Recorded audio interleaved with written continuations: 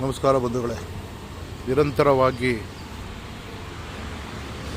181 ವಾರ್ಡ್ನಲ್ಲಿ 50 feet road water tank ಹತ್ರ ಕಸದ ರಾಶಿ ಫುಟ್ಪಾತ್ನಲ್ಲಿ ಹಾಕಿ ಸಾರ್ವಜನಿಕರಿಗೆ ತೊಂದರೆ ಆಗ್ತಾಯಿತ್ತು.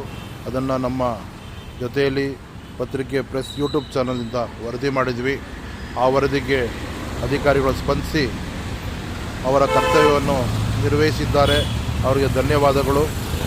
ಏಕೆಂದರೆ ನಾವು ಎಲ್ಲೇ ಆಗಲಿ ನಮ್ಮ ಕರ್ನಾಟಕದ ರಾಜ್ಯಾದ್ಯಂತ ನಾವು ಸುತ್ತಾಡ್ತಾ ಏನಾದರೂ ಸಾರ್ವಜನಿಕ ತೊಂದರೆ ಇದ್ದರೆ ಖಂಡಿತ ವರದಿ ಮಾಡ್ತೀವಿ.